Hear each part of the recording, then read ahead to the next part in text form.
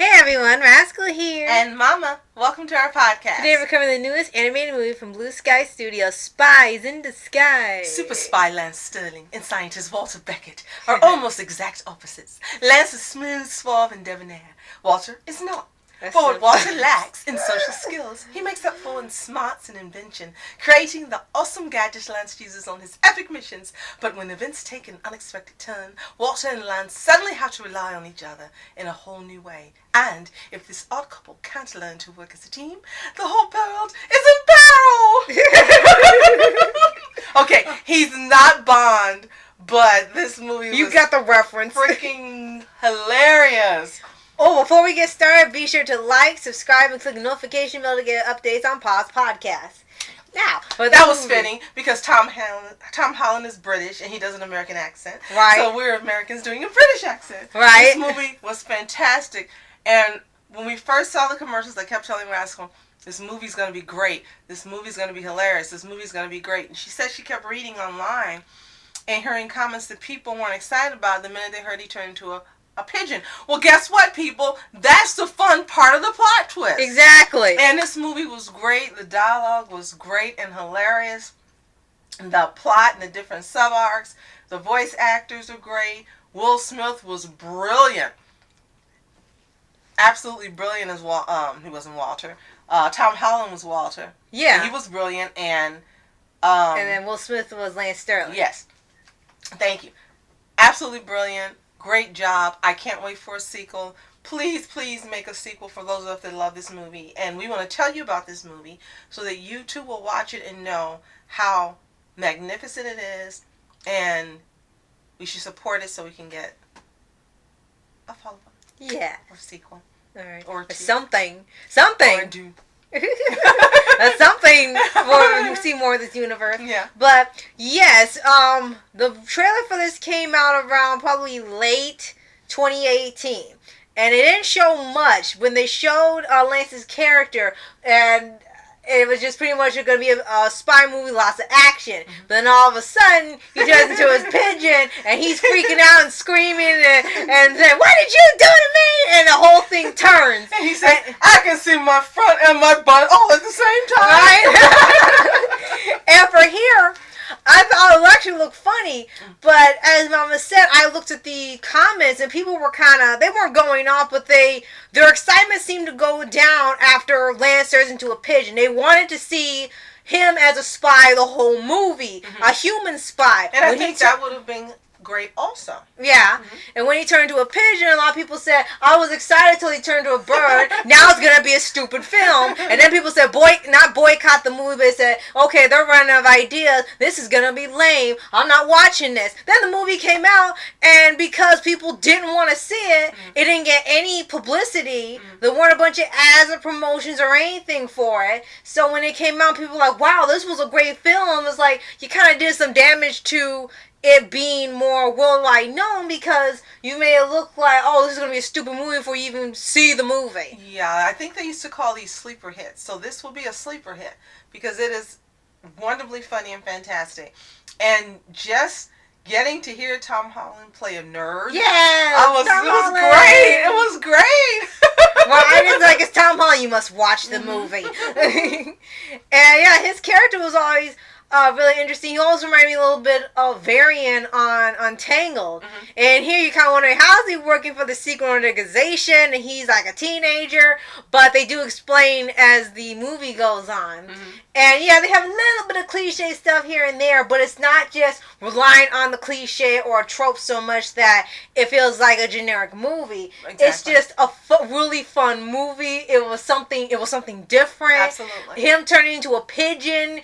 And we know we have secret agent animals, secret agent dogs, and stuff. We have that, but we haven't seen something like this, especially using pigeons to be used as spies. The closest thing we got, which the movie was based on, was a short film called Pigeon Impossible, which had sort of a different plot. It wasn't near what this was, but it was something different as well. So that was pretty much what paved the way for Spies in Disguise. It also makes me think of, what was the movie you liked? And I think Ewan McGregor was the lead bird, and it was based in the past.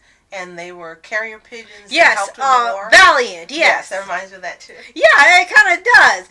Here, the other pigeons can't talk. It's just Lance. They just keep hitting on Lance, and right. they want to be friends with Lance, or they want to beat up Lance. Right. It was hilarious, though. Yeah, they want you to be their leader. He said, "No, I don't even know you." These random pigeons came by like, "Oh, he looks cool. We want to follow him." And like, you don't even talk or speak. They're all kind of like just dim. So they also had some great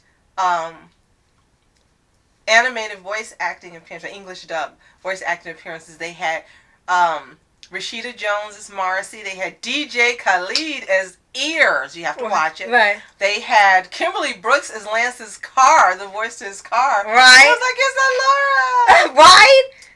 And who else they have in here? They had Annie Gonzalez and some other people that were sort of just extra voices. They didn't have characters assigned to them.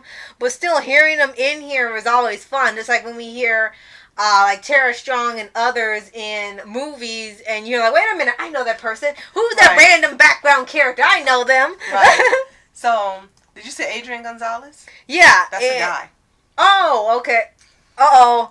Oh, no, wait, I'm sorry. It was Andy Gonzalez, too. There was an Andy Gonzalez and Adrian Gonzalez and J.B. Blanc, which we've seen come up quite a bit now. Yes, and Masioka from Heroes and from Hawaii Five-0. Yeah. He was Kimura. So, yes, there were some... Oh, and Mark Ronson and Reba McEntire. Okay, I'm done. So, there were some fun guest appearances where you listened and you actually recognized the voice of the characters. Right. So, but the animation was great. And it was upbeat and fun throughout the entire movie. From beginning to end, this movie held your attention. There were no lull spots. There was no, okay, why is this movie slowing down? Why did you deviate away from the plot? It was on point the entire movie. Right. Absolutely. And for the two things that people weren't sure about when they saw the movie, there were two things. One was the message on how to handle bad guys. Because of they show what happened to Walter's mother, he doesn't want to take out bad guys like permanently, just like he makes gadgets that will protect the agents and the bad guys, so they'll just defeat them, but nobody loses their life. Kind of like Powerpuff Girls and Batman before the reboot of the DC. Right. And then Lance said, well, we have to do this because they're not going to let up because you want to give them a chance. And then they sort of had this thing is like a mixed message on how to, on what's the right thing to handle bad guys, but it's not. Views, right. I think that was really it. Is in real life. Right. Where people have opposing opinions and they debate. Yeah, I think that was it. It wasn't trying to force a message on which side was right. It's just that they had two different ways on they think should handle villains, and that was it. I mean, you choose the audience chooses for themselves, but that's just what the characters and part of the story in the movie. Right. Then the other thing is with the villain, who you didn't even know who he was till like it got to a reveal finally. Right. But he was actually a big threat, and you know those references to Inspector Gadget's Dr. Claw. It just say the Robot Claw. Like, okay, that's a little uncreative. It's the Robot Claw. Like, who? Since Jude Law has been the villain and everything, I just assumed it was going to be Jude Law, but I was wrong. Right? and then here, that was their part where they had their darkness of the film, because clearly the guy was not playing around. He was not a joke villain. He was not a parody villain of James Bond or anything. He was an actual threat, and he was out to destroy. And that's where the aforementioned debate on how to handle bad guys comes in.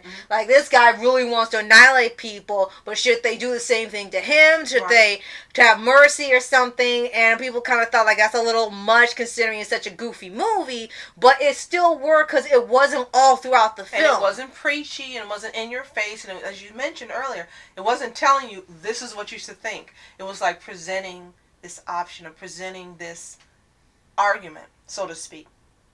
Take it or leave it. Yeah. Exactly. Yeah, that's it. It wasn't trying to push a message. It's just, these are what the characters think. You can agree or disagree, and that's it. Right. And the dark part of the movie fit because it's a spy movie. They got to have a threatening villain. Unless it's Phineas and Ferb and the guy is Doofenshmirtz or something, yeah, he would have to be a threat. Right. And it didn't go too far. I mean, it wasn't throughout the film. You got parts of it where you knew this guy was a threat, and that was it. It wasn't so overbearing where it was like, okay, you're killing all the comedy you got in here with a really dark and evil bad guy. It was perfectly balanced with the dark parts and the comedy parts, which is a thing you kind of miss with animation now, because everyone wants to be either super violently dark or super crazy off the wall comedy. No one really has a in-between thing anymore, where it's a blend. Right. So, if you haven't seen this movie, we absolutely positively recommend that you watch it. It is going to be some of the best fun you've had this year in watching an animated movie that has a different plot and different characters. And come on, you can't lose with Will Smith and Tom Holland. It's just a win-win there. Right. So if you haven't seen it, we recommend you watch it. But if you have seen it and you love it as much as we do, let us know in the comments below. And even if you didn't find it to be to your liking, let us know what you think could have been done better. Right. And what was it for you that didn't quite make it the animated movie of the season that we thought it would be. Right. And one more thing, it's unfortunate that it didn't get the attention it deserved, because we would see comments and reviews saying the movie was great, unexpectedly fun, they expected it to be this good, and they really enjoyed it. And it's unfortunate people jumped to conclusions that the movie was going to be a bomb just by having a twist in a trailer, which was meant to be something funny and unique. So hopefully, as you said, there will be a sequel to this movie in the future, or something related to it, so we see more of these characters, because it's really, you don't want to miss an opportunity here. So now that you're at home, watch it on demand. You can't get it through Netflix, but you can watch it on demand. Right. And if you're going out, stay at home. Get it from Redbox. Right. So, and be sure to like, subscribe, and click the notification bell to get updates on Paws Podcast. There'll definitely be more podcasts. Absolutely. So, thank you so much for watching. I'm Rascal Entertainment. And I'm Mom Entertainment. Have a fantastic day. Peace.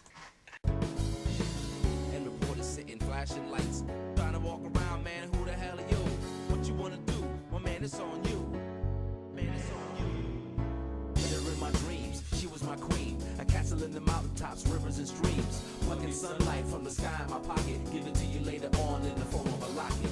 People in the back, for the people in the front. For the people on the side, for the people on the front. For the people in the middle, or the alley wanna